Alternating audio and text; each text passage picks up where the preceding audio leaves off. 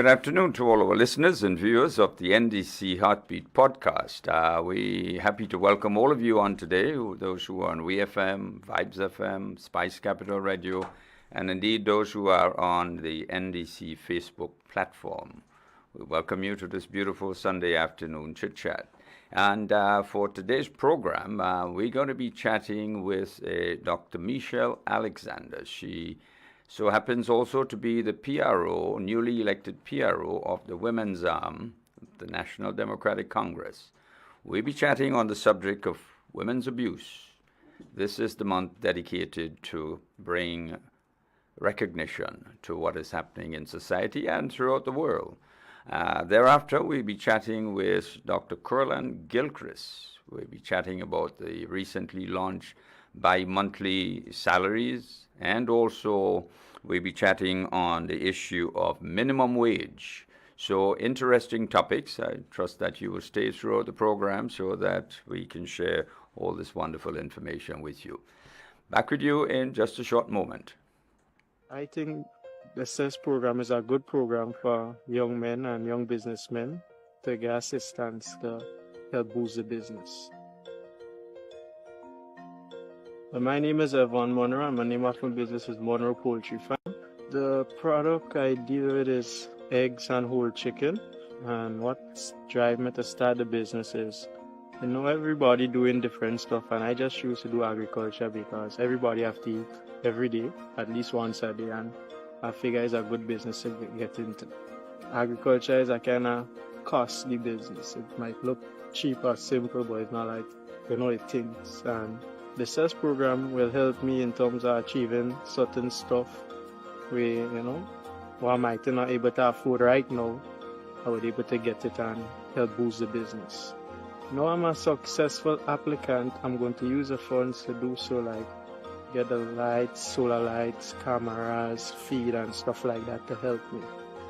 Well, the vision for this business is to try to get it on an international level and, able to feed the Grenada population and, export and stuff in 5 years or in time to come, It's a yes for CES.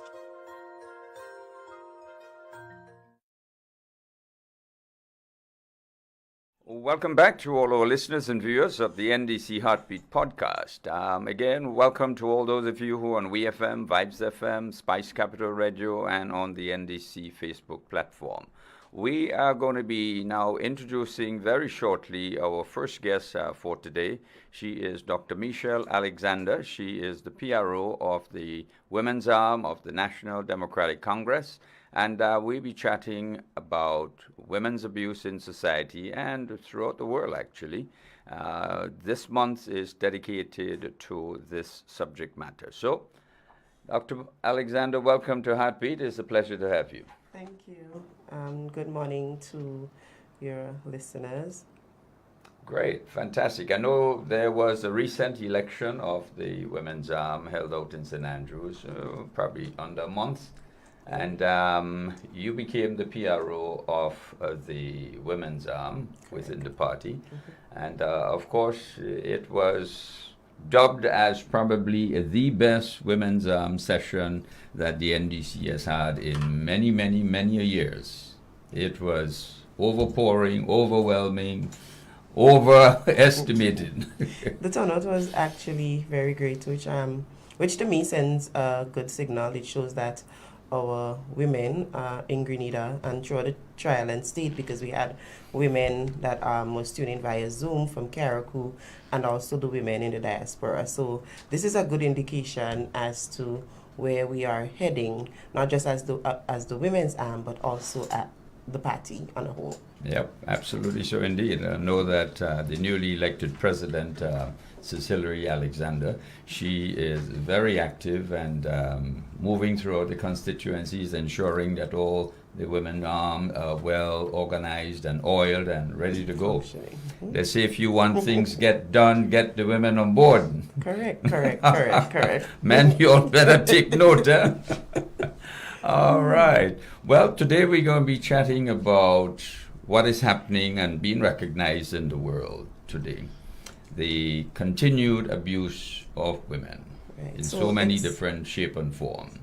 It's not just women. I think this month is dedicated to child sexual abuse, and this is a phenomenon that we continue to battle with in Grenada, the Caribbean, and the world as a whole. So this month is dedicated to bring awareness to this troubling child sexual abuse. Child sexual abuse. Okay, because you always hear about women abuse, women abuse, women abuse. The media keep pounding it. It is therefore something that sticks in one's memory.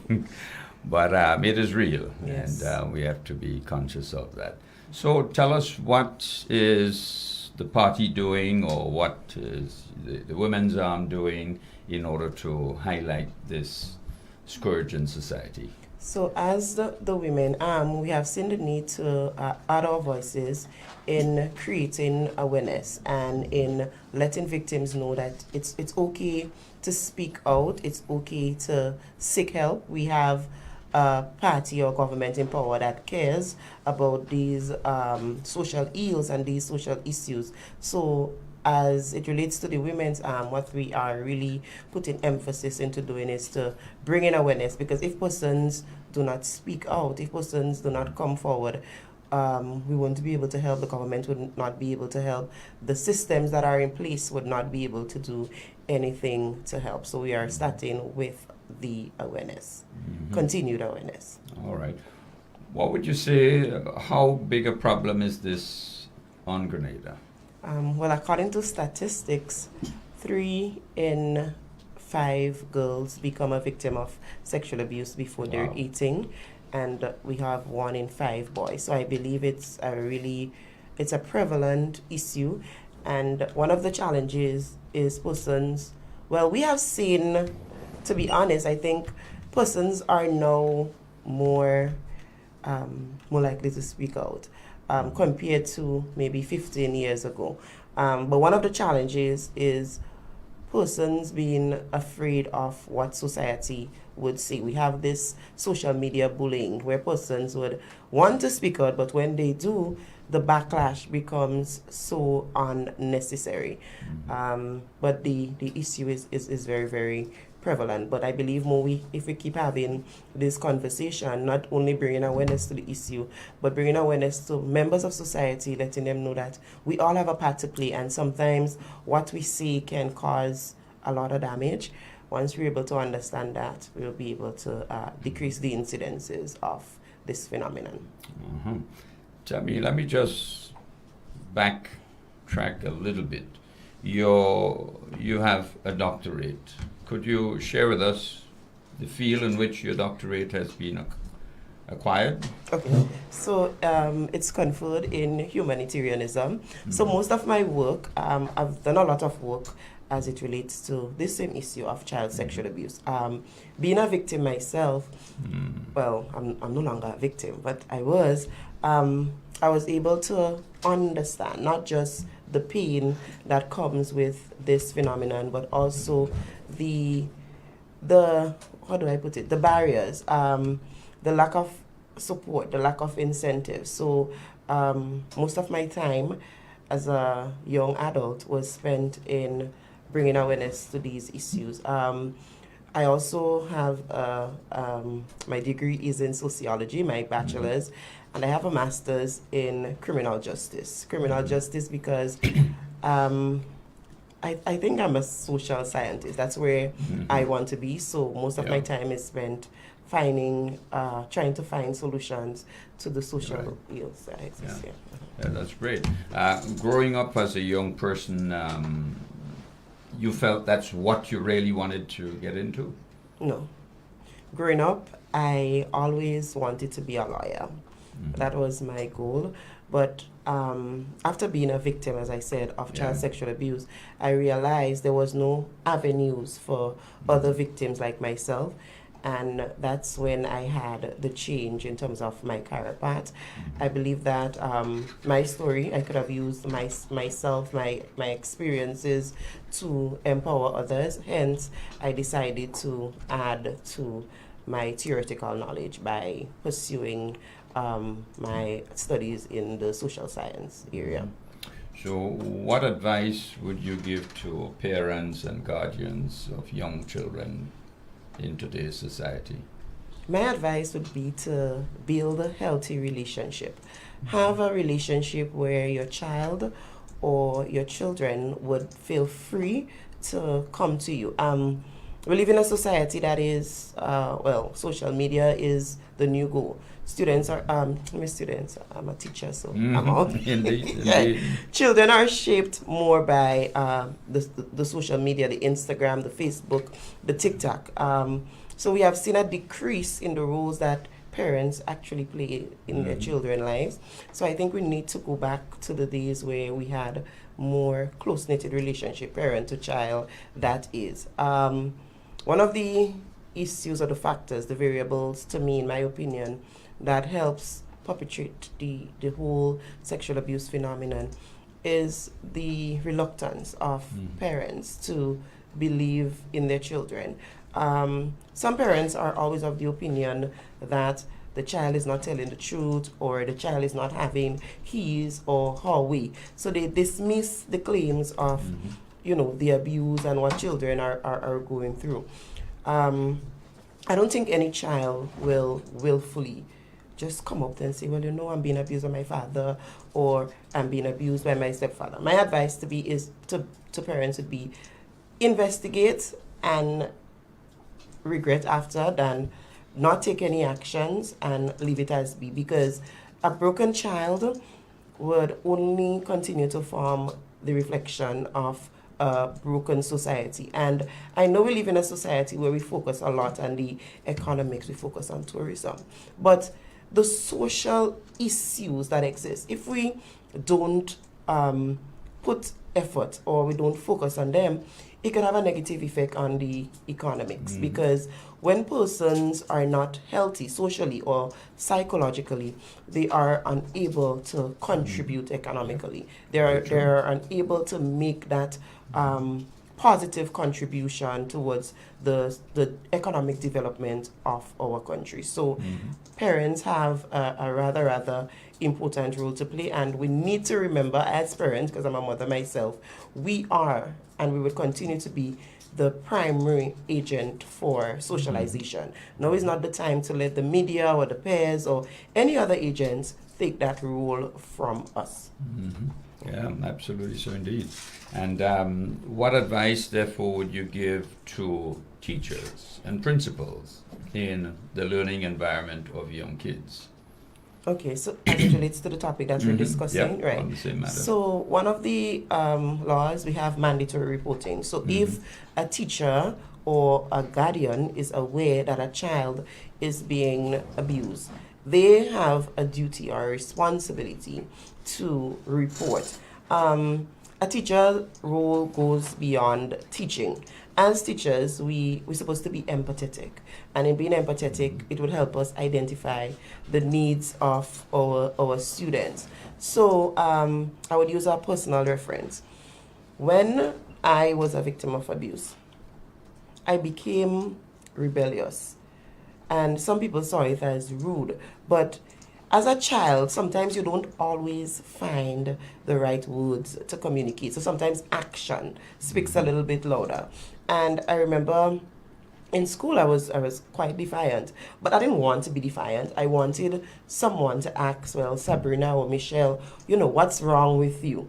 But that didn't happen. Instead, I was labeled. So sometimes when we see children exhibiting negative behaviors, it's just an opportunity or an avenue for us to ask questions and to understand where it is they're coming from. And in understanding, we would sometimes get to realize that they are going through things that they should not be going through. Absolutely.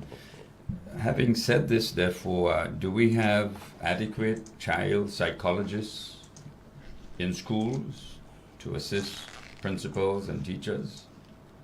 I don't think so. Again, I don't think, not just Grenada, the Caribbean, we don't place enough emphasis on these social issues.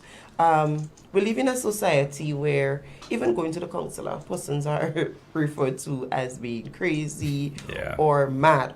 So there is, right. So there is this stigma. And that is what we, as the women's arm, we are trying so hard to get rid of. Definitely.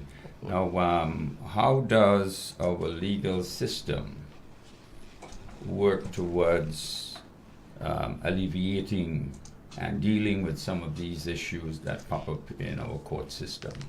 So Are you satisfied that we are on top of the game? I think some amendments were made in 2017. Mm-hmm. The laws are there. The laws are there. Sometimes it boils down to being enforced, and that's the issue. But in recent times, I think I've seen instances where it has been enforced. We still have a lot to do, but I think we are moving in the right direction. Yeah, that's great, because I've heard of a story a few years ago where a certain police officer was asked to intervene in an abuse situation in a home with a wife and husband. And he just turned away and said, well, the husband and wife issue. I hope we're not having much more of this type of assessment of situations, for example, the abuse of women and now abuse of children, so forth. I think when it comes to the abuse of women, that is a notion. Oh, I'm not going to meddle because she's going to go back. But then some people go back not because they want to, but because they don't have a choice. And I say this to me, so I'll just give an example if I'm allowed to. A woman is being beaten, but the man is providing her with a home, he takes care of her children, she has 3 square meals a day. She goes into the system, and the system is only offering counseling. So sometimes she has that desire to leave, but would she be able to survive on just counseling? And I think that's where collaborative effort, working together. I think, like, for example, the different ministries, if someone go into the Ministry of Social Development with an issue like this, then social development should have a relationship with the Ministry of Youth, where you have an Imani program. So you could say, okay, listen, I have this person who is a victim of domestic violence. Can you put them on the Imani program so at least they can be empowered to receive a stipend or a salary where they would be able to take care of themselves instead of just putting them back in the home where, if you give them counseling, obviously they will go back to the home and the cycle will continue. So what needs to be done is we need a lot of empowerment for our women, so that they would be able to stand on their own 2 feet and not accept the abuse that is meted out onto them, because nobody wants to remain in an abusive relationship or an abusive situation. But at the end, there are other variables, and sometimes the other variables outweighs they want to leave, but if they leave, would you be better off or worse off? Yeah, it's a rock and a hard place situation. Yeah, wow. It is becoming more and more prevalent in the entire Caribbean, and I would say the world, that ministries of social services are now attracting the largest sums on budgets to deal with the massive social problems that society is now facing. Man, woman, child. And every time you turn on the news in the United States, some kids got shot. I mean, just this morning I'm looking at the news, 20 kids in some youth party got shot because of psychological problems young people seem to be facing today. Right. And it has escalated to the point whereby people are just not sure what to do anymore. Yeah, but then it takes more of a holistic approach to deal with these issues, because sometimes we see these issues, the social ills, manifesting themselves in our society, and we tend to deal with the branches instead of really going down and looking at the root, like what is the cause. So unless we understand the cause, we would keep treating the symptoms that we see and not understanding the real issue. So I think it goes back to that, and taking a holistic approach. Sometimes the education don't work for itself. The social net programs would not work for themselves. So instead of, we have to see a lot of interrelations within the different ministries and even within society as a whole, because we are our brother's keeper, and we should continue to be our brother's keeper. Now, it would appear that gone are the days when it was said that the community raises the child. Now, that seems to be out of the window. It is. And if you touch my child, are coming at you, and that kind of attitude seem to have made its way into the school system, where a parent may come in and want to abuse the teacher because the teacher may have disciplined his child. How do we correct these situations and try to bring about some sort of understanding? Well, I don't want to sound any way, but I think a lot of parents they don't understand their role, and I don't blame them. So maybe we need to start at that level where we empower, where we counsel, where we reintroduce or re-educate them on what it is to be a parent, and to let them see the negative impact of the negative reinforcement. Because if your child do something wrong in school and they're being corrected, and you go to the school, you start a brawl, you fight, that child now feels empowered. No teacher can talk to me, because if any teacher talk to me, or if any teacher correct me, then my mother would come to the school. And that to me is a recipe for disaster. So again, as parents, we just, and it's like there's so many, I don't even know if half an hour is enough to speak about this, because there are so many layers to the issues that exist. And if, I don't know, we need to find ways, very creative, and we live in a creative and an innovative society. So we need to find creative and innovative ways to deal with these issues. The what we were using 15 years ago, to me, is very much outdated. So now is the time to revise, revamp, and put new policies in place to deal and treat with these issues. Because no teacher should feel so empowered to step into a school and think they could be abusive to a teacher, someone who has a responsibility and is tasked with taking care of your child, educating your child. And children spend more time in the school than they spend home. So how can you, in your right mind as a parent, think that doing that is okay? It speaks to something that is really deeper. And again, we have to find the why. Why are they empowered to do so? Do you think that teachers today are no longer respected and admired as was in the past? I think respect in general is out the door, and not just teachers. I think with technology, you would think that we would become more efficient, more effective, we would do things, better. But I don't think that is happening. I think social media, again, too, has created the avenue where we feel, we could disrespect teachers, we could not regard their efforts and things like that. So no, I don't think teachers are regarded anymore. Wow. It means, therefore, that teachers are going to work almost feeling scared. Well, it's...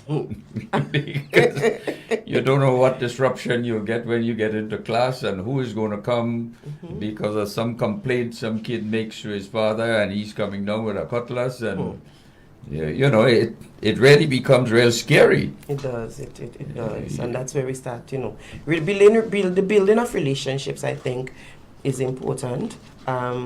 So the schools, the parents, they should foster better relationship. That way, where there is communication, you have less of these things taking place. But how can society now play its role? What should they be looking out for What should they be reporting? What should they be saying to parents if they see a certain behavior pattern of a child and they know the parent? How should the public really deal with these situations? Well, to deal with it, I believe you must first understand it. Mm-hmm. In understanding it, we can't just make assumptions. I think we would need to do research, whether it's focus group, whether it's surveys, to look at the correlation and the causation between the what is taking place. And in so doing, that's when we'll be able to have suggestions as to how we would treat and how we would go forward. Because again, as I said earlier, we cannot continue to use the same policies of the past to deal with issues in the 21st century. They're not the same. They wouldn't be effective. So research is important. We need to find out why. And in finding out why, then we would be able to address the issue. All right. So where do we start? With research. Okay. Research is okay, so for important, example. but in carrying out the research, you need competent individuals who are qualified in that area to determine where they're going and what they're searching for. Well, we could start where we are, you know. So, for example, we look at the cases where parents who created a feud with the teachers. We start with them. We've tried to find out, okay, what are the reasons? Do we see any patterns? Is there anything that is correlating? And maybe we start from there. Mm-hmm. But in the meanwhile, we need to continue, as I said, to be each other's keeper. And as adults, we need to also communicate. If something go wrong, don't always be quick to, get into a fit of anger and think you have to react negatively. Use your adult senses. As adults, you're supposed to be thinking logically. So use that sense of logics and make better decisions. Yeah, well, it tells me, therefore, that the Ministry of Education and the Ministry of Social Services need to be getting a fatter chunk of the budget and dealing with these social ills, because it tells me that maybe each school needs a guidance counselor or a child psychologist to deal and understand the various complexities that exist in the various schools. And we have a lot of schools over Grenada, a lot of schools, so it means a fat budget is required in order to deal with that, because the price society would pay later on down the road is much, much more than employing the right, persons to help deal with these growing problems. Mm-hmm. And another thing is that the counselors need to also show that they can be trusted, because most time I speak to children and they say, you know what, I'd rather not go to a counselor, because if I go to a counselor, the whole school going to know my business. Lord. So that again that's is a serious problem. That's something we need to treat with. On this note, we'll take a short break and we'll be right back with you.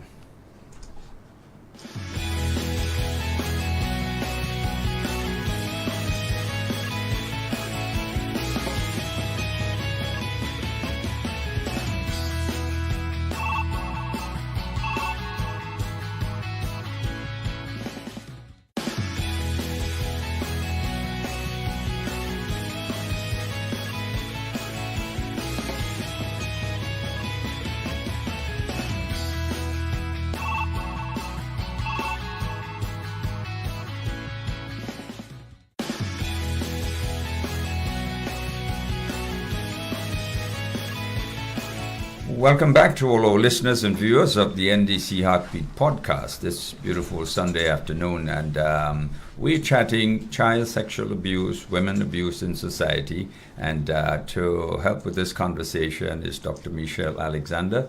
She is the PRO of the National Democratic Congress Women's Arm. So, welcome back. Thank you. Now, the issue of adequate budgetary support for the ministries of education and social services is, it is growing throughout the Caribbean, and I would say the world, you listen to the news, especially in the United States, there's constant battles going on with respect to gun regulations and so forth, and in school kids are carrying guns and other offensive, weapons into school, and fights are breaking out. Something is happening in society, and I don't think it's just the food and the water that's causing it. Mm-hmm. There is obviously a great breakdown in values, mm-hmm. and therefore it's spilling over. Mm-hmm. And that spillover is being, I would say, eaten up by the children, and they don't know how to process that meal that they are receiving. We may be getting a lesser bit of it in the Caribbean because we have more of an interactive society, but we ought not to leave it unchecked. Right. Mm-hmm. Otherwise, it's going to get out of hand. Right. So, what would be your recommendations to the government of Grenada in helping to arrest this situation? I mean, it's something that has been boiling for years and years, and we need to try to see how we can ease the tension a little bit. Okay, so my recommendation first is it would be to empower and to educate. Some people, like, okay, for example, we were seeing the moral decay, but to some persons, it's not even moral decay. To It's them, a norm, eh? it's a norm. Oh, Lord. Right. So we need to get to a place where persons are better able to understand their rules.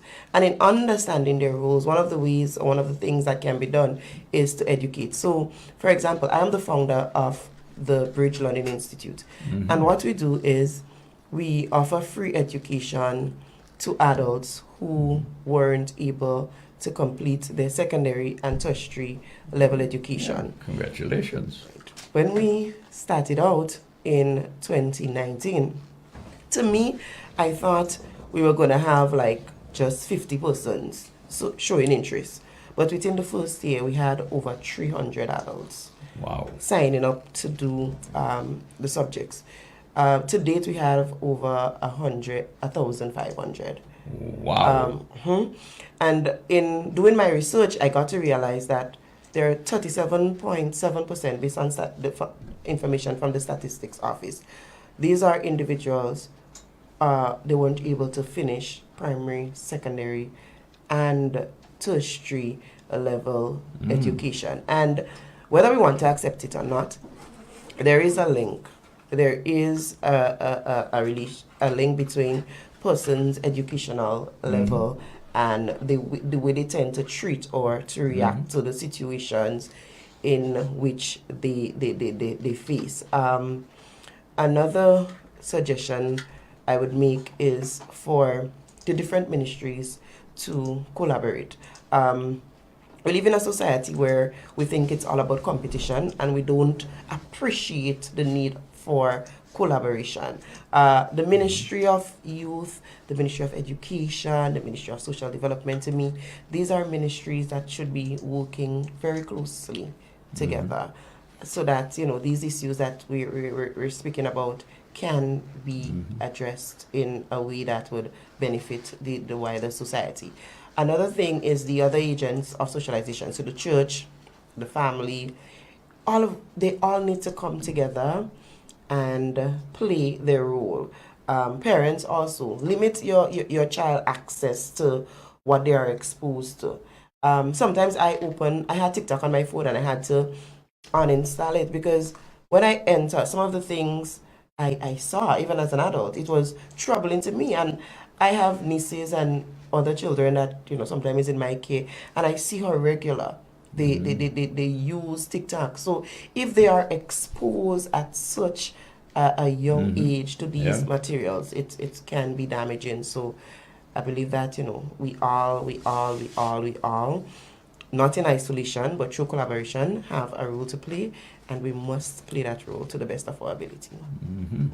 Well, I again want to extend my congratulations to you on this organization which you have championed. And are you taking it forward, or are you expanding? You receiving new applications? What is the situation? So we continue to go forward. So let me just give you a little brief. In our first year, we sent 157 adults, 137 was successful, with a pass rate about 86.5%. Last year, we sent over 200 and 192 was successful. This year, we're sending 380, and we're And already you're sending them where? to Red CXC To and Right Cape. CXC and Cape. And this, well, we have started a registration for our new cohort. So the classes are free, but student has to contribute towards the SB. So they pay $20 or $30 per month per subject so that we could print materials, get this stuff uploaded. We have received support from the Ministry of Youth in terms of our graduation. So we've been trying to see how we too can play our part in changing the socioeconomic dynamics. Are you receiving a subvention from government? Not yet, but I believe we would in the future. Well, this is your opportunity to make your pitch. I think we have a government that is placing a lot of emphasis on education. So Yeah, absolutely. So indeed, I remember during the reign of the PRG government, the former Minister for Education, Jacqueline Kreff, was very big on ensuring that individuals have the ability, those who can't or couldn't read and write, to get that training all over the island. And that was a main feature of the PRG, the revolutionary government. And it seems as though you have taken on single-handedly part of this portfolio. it's not just me. So it's myself, and we have a group of other volunteer tutors who really give up their time. And Okay.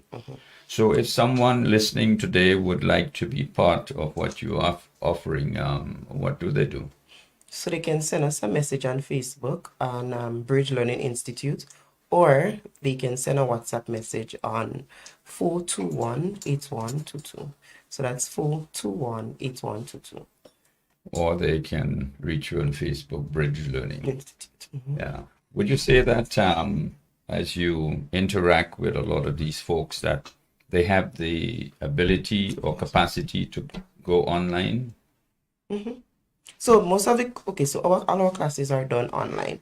The beautiful thing is what I was able to realize by just having that program is not that persons don't want to be educated, is what kept them back is the lack of the avenues. Because in 9 months, we just do 9 months. So we start classes in like June or September, they write the exam in May, June, and they're able to do very well for themselves.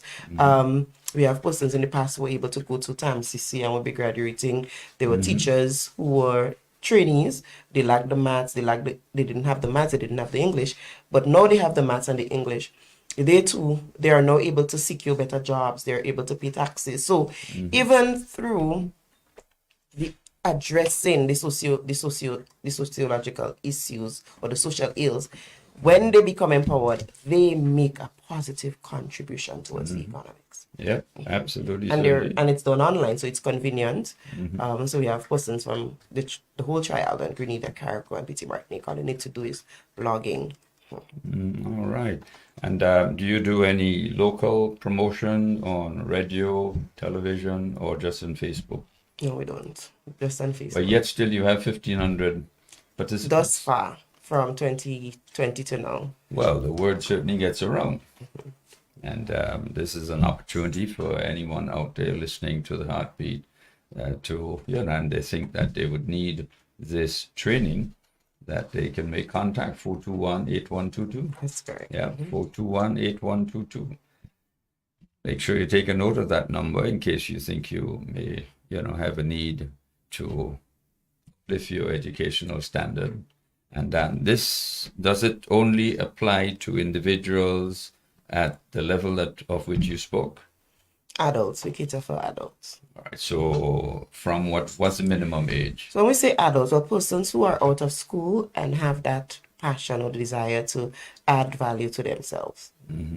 Okay. And where is the learning stationed? So all our classes are done online. Or online, right? But So you we don't have a operate from, physical. yeah, we have an office on Sendal Street, and we operate sometimes from Photomax in St. George's. So there, that's where persons could come and get registered and get additional information. Right. So Photomax in St. George's, you want to explain exactly where that is? On St. John Street Mm-hmm.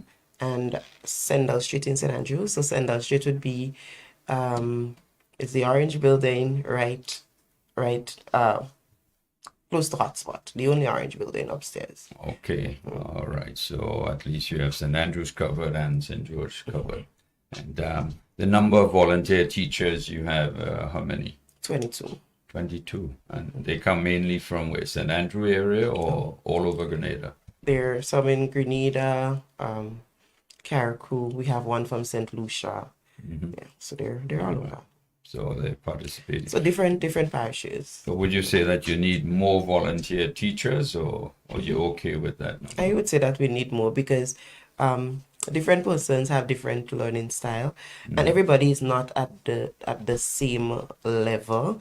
So some persons may need additional tutoring as compared to others. But sometimes we have one tutor, for example, in the maths, and he's really stretching himself, but he does an amazing job. So outside of his 3 scheduled class days or 2 scheduled class days, he usually meets on Sundays with persons who are not understanding. Wow. So the areas of study is maths and English. We offer 15 subjects 15.